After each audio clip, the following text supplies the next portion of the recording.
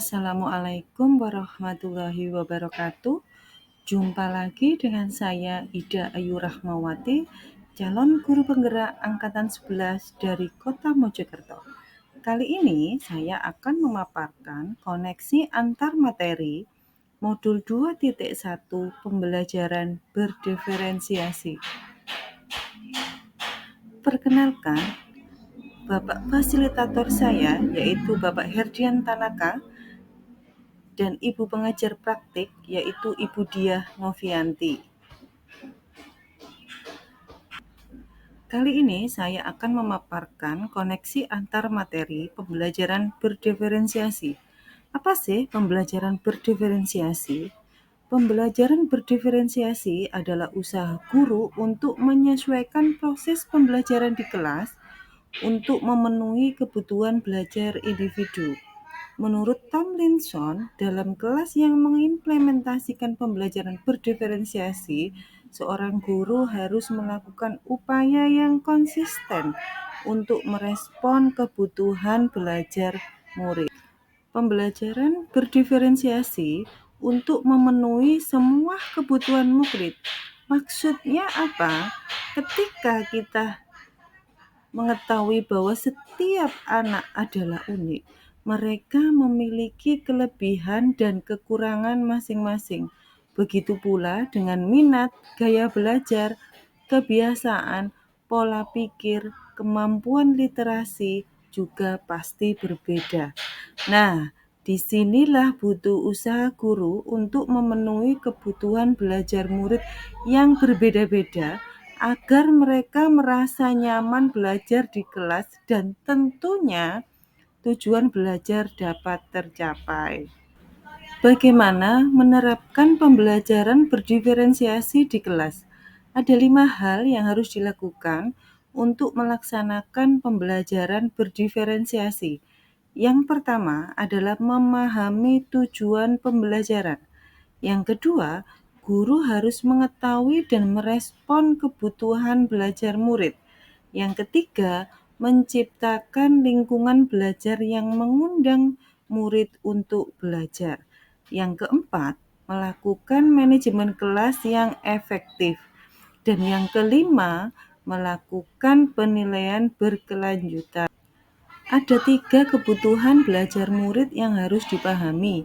Yang pertama, kesiapan belajar murid atau readiness, yaitu guru harus mengetahui kompetensi awal murid dengan melakukan asesmen awal. Yang kedua adalah profil belajar murid. Di sini adalah minat merupakan motivator penting dalam pembelajaran. Yang ketiga adalah minat murid, berkaitan dengan lingkungan, budaya, gaya belajar, dan kecerdasan majemuk yang berbeda setiap murid. Bagaimana cara mengidentifikasi kebutuhan belajar murid? Yang pertama, mengamati perilakunya. Yang kedua, identifikasi pengetahuan awalnya. Yang ketiga, lakukan refleksi. Yang keempat, komunikasi dengan guru sebelumnya. Yang kelima, membaca rapot di kelas sebelumnya. Dan yang keenam, penilaian formatif dan diagnostik. Apa strategi mendiferensiasikan pembelajaran?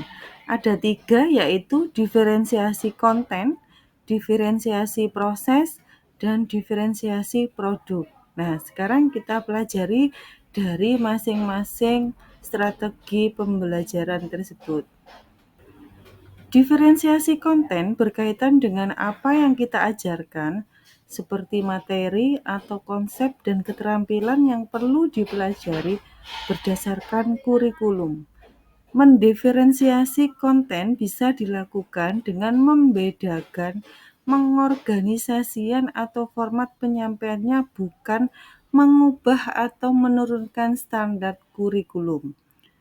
Diferensiasi proses yaitu kegiatan yang memungkinkan murid berlatih dan memahami atau memaknai konten dengan cara membedakan dengan proses yang dijalani oleh murid. Sedangkan diferensiasi produk berupa bukti yang menunjukkan apa yang murid telah pahami dengan cara membedakan atau memodifikasi produk sebagai hasil latihan, hasil pengembangan belajar murid, dan juga penerapan apa yang telah dipelajari. Apa keterkaitan modul 2.1 dengan modul-modul sebelumnya? Yang pertama,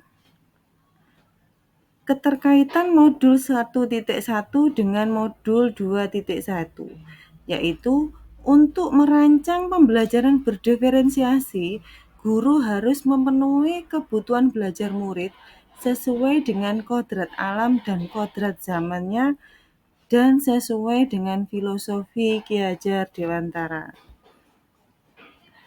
Keterkaitan modul 1.2 yaitu nilai dan peran guru penggerak dengan modul 2.1 yaitu pembelajaran berdiferensiasi, yaitu seorang guru penggerak harus berpihak pada murid, kolaboratif, reflektif, dan inovatif dalam menerapkan pembelajaran berdiferensiasi agar memenuhi kebutuhan murid.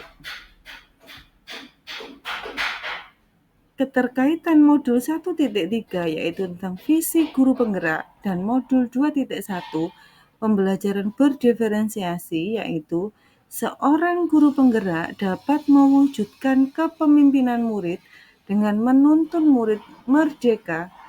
Hal ini sesuai dengan visi guru penggerak.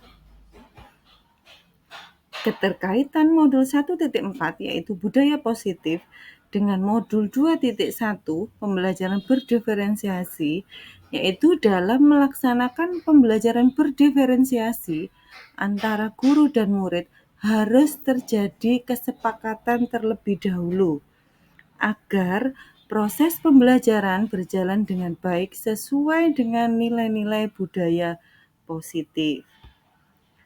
Demikian pemaparan koneksi antar materi. Sampai jumpa pada video-video selanjutnya. Terima kasih. Wassalamualaikum warahmatullahi wabarakatuh.